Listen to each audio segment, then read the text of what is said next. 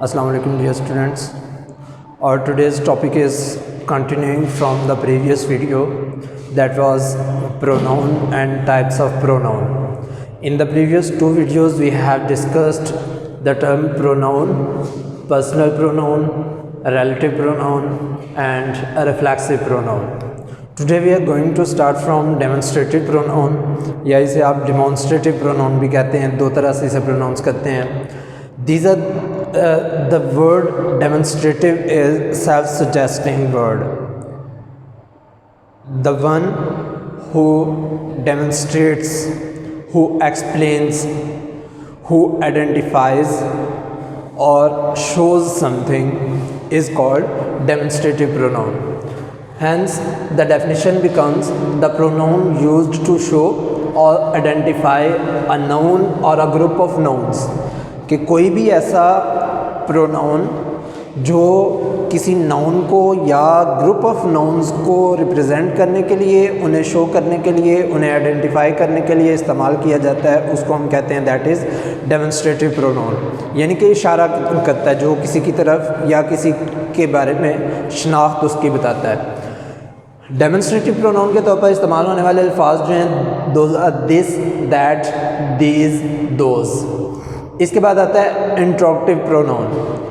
Interrogative جو ہے that is also a self suggesting word.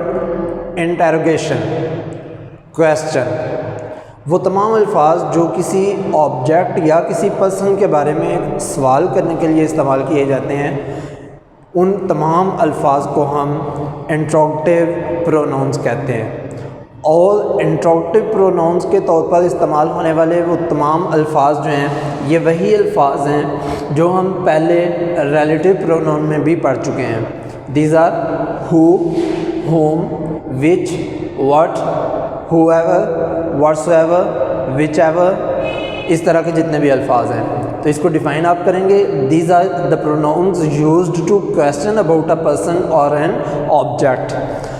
After that comes indefinite pronoun.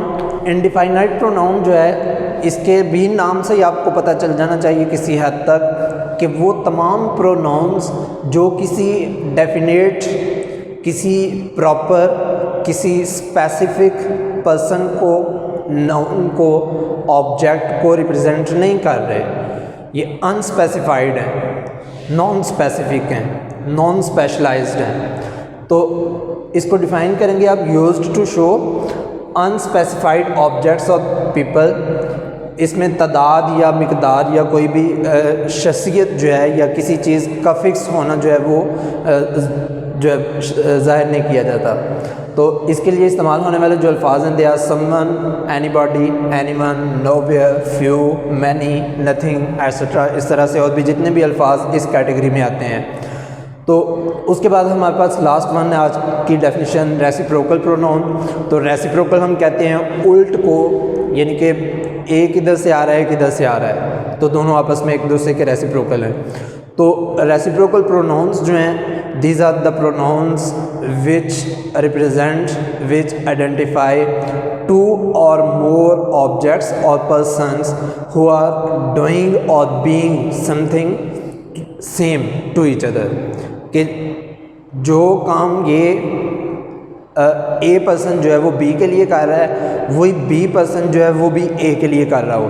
تو یہ دونوں آپس میں ایک دوسرے کے لیے ایک ہی چیز کر رہے ہیں، یا دونوں ایک دوسرے کے لیے سیم پوزیشن رکھتے ہیں. تو ان دونوں کے لیے جو پروناؤن استعمال ہوگا that will be reciprocal pronoun. These are used when two or more nouns are doing or being the same to one another. اور one another جو ہے یہ بھی ایک reciprocal pronoun ہے by itself. اور اس کی یہ دو ایگزامپلز آپ کو دی گئی ہیں، each other and one another. تو اس کے ساتھ ہی ہمارا پروناؤن کا ٹاپک جو ہے دیٹ کمپلیٹس ٹوڈے.